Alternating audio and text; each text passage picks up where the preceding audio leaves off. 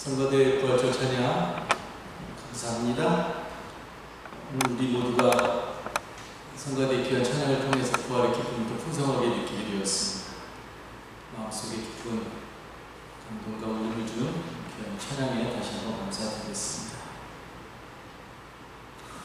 오늘은 예수님이 부활하신 이 세상의 죽음의 힘을 이기시고 부활하신 기쁨의 부활절입니다. 예수 그리스도의 부활의 기쁨과 감격과 또 소망이 오늘 예배를 드린 모든 식구들의 삶에 충만하게 넘치게 되기를 다시 한번 간절히 기도합니다.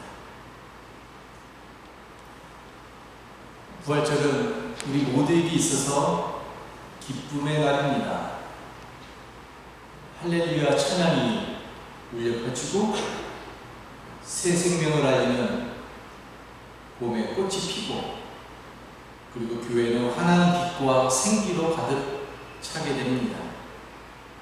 그리고 우리 마음속에도 여느 때보다 더욱더 활력이 넘치게 됩니다.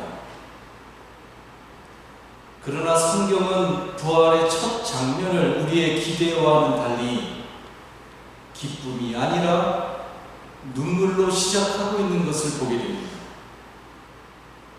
부활의 첫 증인으로 마리아가 등장을 합니다.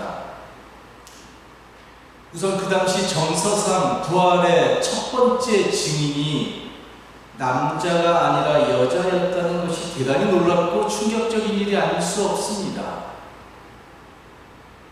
부활이라고 하는 어쩌면 기독교의 삶에 있어서 가장 결정적으로 중요한 이 일에 하나님은 여성을 들어서 부활의 신비를 열어가셨다는 말입니다.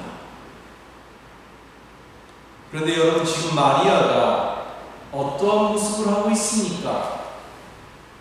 기쁨의 찬양을 드리고 있습니까? 아니면 감격하면서 마음이 벅차오르고 감사의 기도를 드리고 있습니까? 그렇지 않습니다.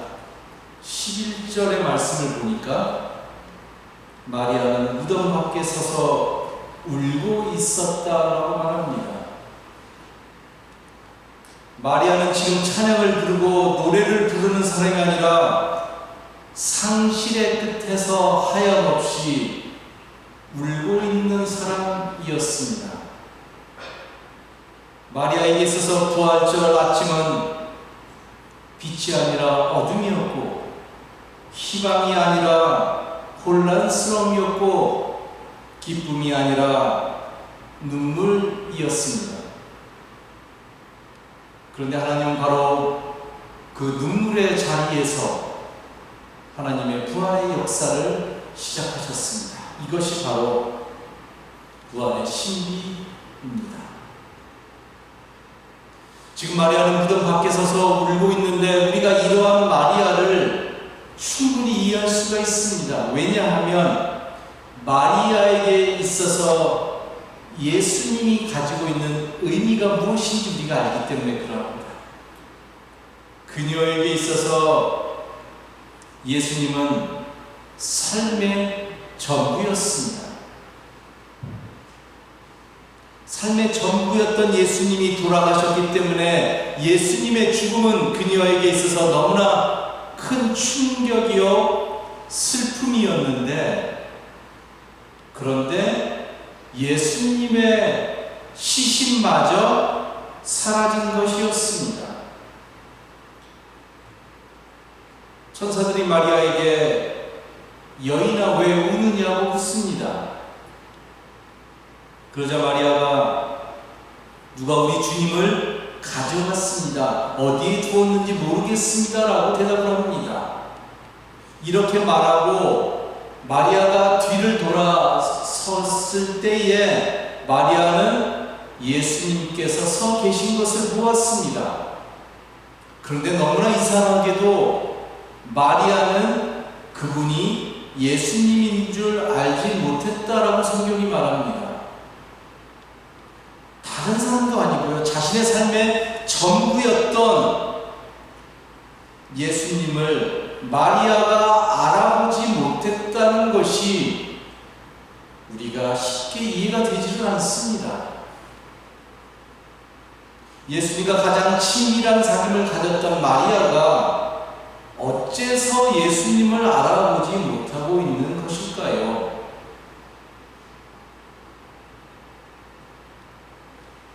이것은 단지 마리아만의 문제는 아닌 것 같습니다. 성경을 보니까 누가복음 24장에 여러분들이 제일 잘 아는 부활의 이야기 중에 하나인 엠마오로 가는 두 제자의 이야기가 나옵니다. 그런데 그 이야기에서도 예수님의 그 제자들은, 물론 12명의 제자들은 아니었지만 그 제자들은 부활하신 예수님을 알아보지 못했더라고 성경이 말합니다. 세상에 어느 제자가 자기 스승을 못 알아보는 제자가 있을까요? 그렇다면 이것은 부활의 사건이 우리가 생각하는 그냥 일상적인 일이 아니라 또 다른 차원에서의 일이구나 라는 것을 우리에게 분명하게 보여주고 있는 것이지요. 부활하신 예수님이, 물론 마리아는 아직 모르고 있어요. 부활하신 예수님이 천사들과 똑같은 질문을 마리아에게 합니다. 여인아, 왜 울고 있느냐? 누구를 찾느냐? 마리아는 그가 동산지기인 줄로 알고, 여보세요, 당신이 그분을 옮겨갔거든 어디에다 두었는지를 말해 주십시오. 내가 그분을 모시겠습니다 하고 말하였다. 저는 대화스럽지 못한 것을 보게 됩니다. 그렇다면 다시 또 처음 질문으로 돌아갑니다. 왜 마리아는 예수님을 알아보지 못하고 있는 것일까요? 무엇 때문에 그녀의 눈은 감겨서 부활하신 예수님을 보고도, 만나고도, 대화를 하고도 그분이 예수님인 줄 인식하지 못하고 있는 것일까요? 한마디로 말해서 그것은 그녀의 슬픔 때문에 그러합니다. 상실감 때문에 그러합니다. 극도의 충격 때문에, 지나친 충격 때문에 지금 그녀의 마음이 제대로 작동을 하지 못하고 있는 것이고, 그래서 그녀의 눈은 감기게 되었습니다. 여러분, 우리도 살면서 이런 표현을 하지요. 말문이 막혔다. 얼마나 슬프면 말문이 막혔다고 표현을 할까요? 눈이 감길 정도의 아픔과 슬픔을 경험할 때가 있습니다. 지나친 아픔과 슬픔을 경험하면 눈이 감긴다라고 말을 합니다. 지금 마리아가 그러한 상황인 것 같습니다. 그때는 너무나 고통스러워서 세상의 어떠한 단어로도 우리의 마음을 온전하게 표현할 수가 없고, 이 세상의 단어가 나의 마음을 표현하지 못하는 거예요. 그렇게 되면 우리는 세상을 살면서 본질적인 것을 볼 힘도 잃어버리게 됩니다. 마음의 상처가 쌓이게 되고 삶은 계속해서 무기력해지고는 하는 것이지요. 그러면 우리의 눈은 점점 감기게 되고, 그러면 본질적인 것을 볼 수도 없고, 무엇인가를 봐도 대화를 해도 파악할 수 있는 힘도 없게 된다는 말입니다. 지금 마리아에게 왜 우느냐 하고 천사가 묻고 그 다음에 부활하신 주님이 똑같은 것을 물었습니다. 그런데 마리아는 지금 이 물음의 진정한 의미를 이해하지 못하고 있습니다. 그래서 마리아는 천사들이 물어도, 그리고 예수님이 물어도 예수님의 시신이 어디에 있는지 모르겠습니다라고 하는 같은 말만 1차원적으로 반복하고 있습니다. 마리아가 할 수 있는 유일한 대답이었던 것이지요. 이것은 마리아가 자신이 경험하고 있는 슬픔에 매몰되어서 더 이상 새로운 것을 볼 수 있는 눈이 없었다라는 것을 보여줍니다. 지금 예수님은 마리아가 왜 울고 있는지 그 이유를 알고 싶어서 물어보는 것이 아니었습니다. 지금 예수님은 마리아에게 더 이상 마리아야, 더 이상 지금 울고 있는 그 세계에 너가 머무를 필요가 없다라는 것을 말씀하고 계시는 것이지요. 그 이야기를 알아들 수 있는 힘이 없었다는 말입니다. 이처럼 깊은 슬픔, 어쩌면 깊은 어떤 상실감, 깊은 고통은 우리의 세계를 계속해서 좁히고, 그래서 우리의 언어가 일차원적으로 단조롭게 되고 우리의 시야가 흐려지게 된다는 말입니다. 우리가 우리의 세계에 갇히게 되면, 그 좁은 세계에 갇히게 되면 결국에 기도가 막히고요, 그리고 찬양이 멈추게 되고, 심지어 하나님을 향해서 이야기를 할 힘도, 그리고 의지도, 용기도 사라지게 된다는 말입니다.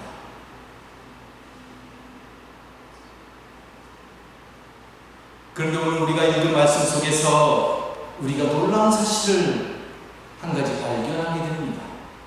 그것은 다른 것이 아니라 부활하신 예수님은 마리아가 온전한 자리에 있을 때에 오신 것이 아니라 그녀의 눈이 열리고 그녀가 찬양을 하고 그녀가 기도를 하고 그녀의 언어가 신앙의 차원에서 작동을 하는 그 순간에 오신 것이 아니라 깊은 상실의 자리, 눈물의 자리, 그리고 절망의 자리에 있었을 때 오셨다는 말입니다. 말씀드렸듯이 마리아는 눈물이 시야를 가리고 상실이 그녀의 마음을 차지하고 있었기 때문에 부활하신 예수님이 곁에서 계셔도, 그와 대화를 하셔도 그분이 예수님인지를 알아보지는 못했습니다. 바로 그 순간에 부활하신 예수님은 마리아 곁에 오셨습니다. 그녀가 기대하지 못했던 새로운 만남이 시작된 것이지요. 그녀가 알아보지 못해도, 그녀가 절망 속에 있어도, 그녀가 무너져 있어도 부활하신 예수님은 바로 그 눈물과 그 상실의 자리로 오셨다는 말입니다. 그리고 나서 마리아야 하고 그녀의 이름을 불러주셨습니다. 여러분, 그때 어떤 일이 벌어지는 줄 아십니까? 부활하신 주님이 마리아야, 그때 마리아가 그 음성을 듣고 라구니 라고 말합니다. 라구니는 히브리어로 나의 주님, 나의 선생님이라는 뜻이지요. 드디어 마리아가 부활하신 주님을 알아보고, 그리고 신앙의 언어가 그녀 입에서 터져나오기 시작합니다. 예수님이 마리아의 이름을 부르는 순간, 우리는 그러한 순간을 어떤 결정적인 순간, 혹은 조금 어려운 말로 어떤 카이로스의 순간이라고 부를 수 있는데, 바로 그 순간에 닫혔던 그녀의 눈이 열리게 되고 마음이 깨어나고 슬픔 때문에 잃어버렸던 그의 본질적인 신앙의 언어가 다시 그녀의 마음속에서 울려 퍼지고 있다는 것을 보게 됩니다. 예수님의 이 마리아야 라고 하는 이 한마디로 인해서 마리아의 믿음과 사랑과 그녀의 정체성과 그녀의 존재 전체가 되살아나게 되었습니다. 여러분, 부활하신 예수님이 제일 먼저 하신 일이 무엇입니까? 여러분들이 성경을 모른다고 한다면, 오늘 제가 이 질문을 처음 드린다고 한다면, 여러분들 부활하신 예수님이 제일 먼저 무슨 일을 하셔야 좀 어울리는 장면이 떠오르십니까? 우리는 막연하게 어떤 거창하고 그리고 거대하고 크고 웅장한 일을 하셨을 것이라고 생각을 합니다. 예를 들어서 유대 종교 지도자들과 로마의 권력이 서로 협력해서 예수님을 십자가에 못 박았으니까 내가 예수라면 나는 제일 먼저 그들에게 나타나서 내 자신이 부활했다는 것을 보여줄 것 같은데, 예수님 그렇게 하셨으면 정말 이거 너무나 통쾌한 복수 아닙니까? 이 세상의 힘에 대한 예수님의 엄청난 복수 아닙니까? 그런데 예수님은 부활을 그런 식으로 세상적인 방법으로 어떤 복수의 통쾌한 복수를 하는 것으로 예수님은 하지 않았다는 말입니다. 예수님께서 부활하신 후에 예루살렘 성전 꼭대기에서 내가 부활했노라라고 알리셨으면 그거보다 더 극적인 일이 세상에 어디에 있고 그거보다 더 극적인 선교의 효과가 어디에 있겠습니까? 그런데 예수님은 그렇게 하지 않으셨습니다. 심지어 예수님은 예수님을 따르던 12 제자에게 나타나셔서 그들에게 부활의 소식을 제일 먼저 전하는 것으로 부활의 역사를 시작하지도 않으셨습니다. 그건 좀 있어야 되는 일이에요. 대신에 예수님은 가장 작은 사람, 눈에 보이지도 않는 가장 한 사람, 그것도 한 여인, 부활의 현장과 절대로 어울릴 수 없는 어떤 증언자로서의 자격을 갖출 수 없었던 그 시대의 여성의 위치를 생각한다면 예수님은 그 여인에게 나타나셔서 그녀의 이름을 불러주시고 그녀의 삶을 온전하게 회복시켜 주시는 것으로 부활의 역사를 시작하셨다는 말입니다.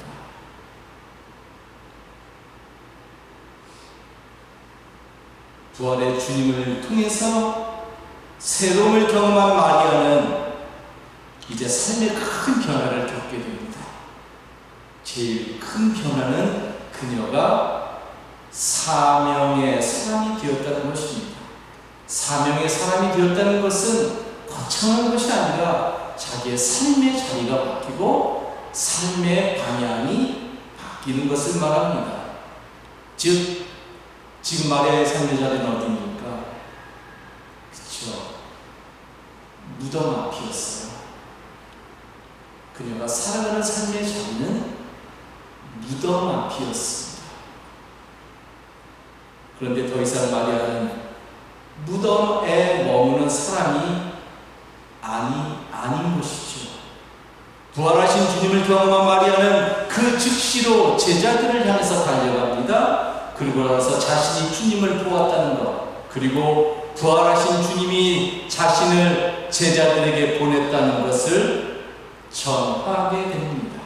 여러분, 여기서 또 아주 중요한 것을 알 수 있는데, 주님의 부활을 첫 번째로 경험한 사람도 여인 마리아였는데, 예수님의 부활을 첫 번째로 전했던 첫 번째 증언자도 바로 마리아 여자였다는 말입니다.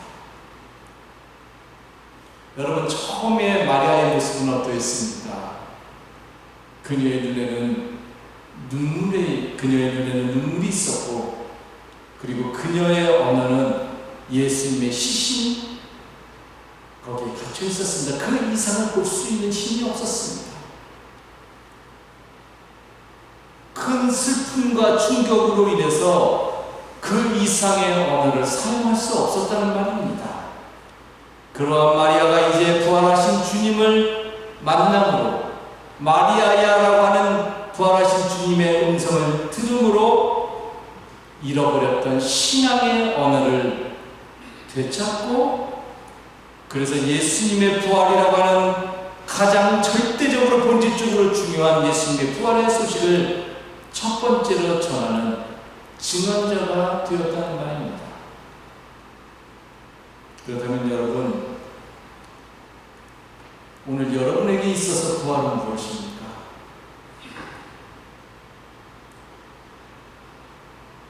부활은 단지 예수님의 몸이 죽었다가 다시 살아나는 것을 말하는 것이 아닙니다. 예수님의 몸이 다시 살아났다는 것을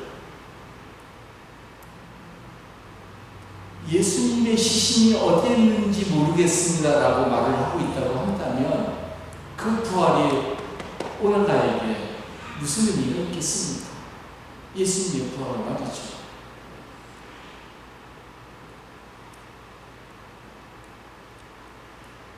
오늘 우리에게 있어서 부활은 부활하신 주님을 알아보는 때에 있습니다. 제가 처음에 얘기했듯이 왜 예수님이 예루살렘 성전 꼭대기에서 부활하신 당신을 나타내시지 않았을까라고 제가 여러분에게 물어봤잖아요. 그렇게 해도 그분이 부활하신 주님임을 알아볼 수 있는 사람은 아무도 없는 거예요. 그래서 그렇게 안 하시는 거예요. 진정한 부활은 부활하신 주님을 내가 알아보고 그래서 나의 삶이 새롭게 변화되는, 나의 삶의 방향이 바뀌는 거예요. 그게 부활인 거예요. 그래야 예수님의 부활이 의미가 있는 거예요. 나랑 전혀 상관없이 예수님이 죄와 죽음의 권세를 이기시고 살아나셨네, 아무리 찬양해도 나의 입에서 라군이 나의 선생님, 나의 주님이라는 고백이 터져나오지 않으면 그 부활은 나에게는 아무 의미가 없는 것이지요.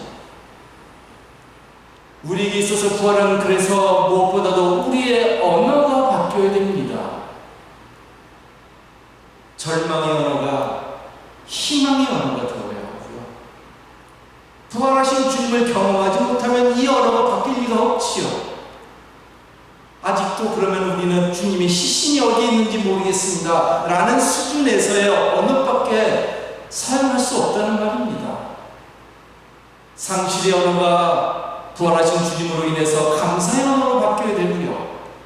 침묵의 언어가 찬양의 언어로, 눈물의 언어가 증언자의 언어로 바뀌어가는 것이지요.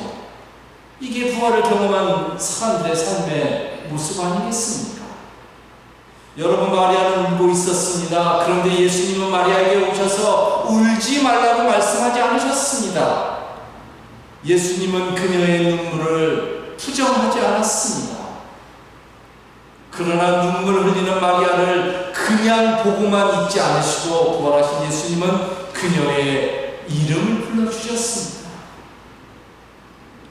그래서 그녀의 삶을 새로운 회복의 삶으로 인도하셨습니다. 눈물 너머에 네가 흘리고 있는 눈물이 마지막 삶의 모습이 아니라 눈물 너머에 진정한 부활의 삶이 있음을 예수님은 계속해서 우리들에게 보여주시는 것이지요.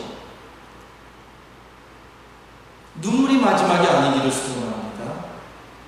마리아의 이야기는 그렇기 때문에 결코 2000년 전 이야기가 아니라 오늘 우리의 이야기이지요. 우리도 때로 큰 슬픔 속에서 언어를 잃어버리고 눈물로 인해서 시야가 무뎌지고 마음이 무뎌지고 기도가 막히고 관계가 끊어질 때가 있습니다. 그러나 부활의 복된 소식은 우리에게 이렇게 분명하게 선포합니다. 하나님은 결코 우리를 잃어버리지 않으신다라고 말이죠.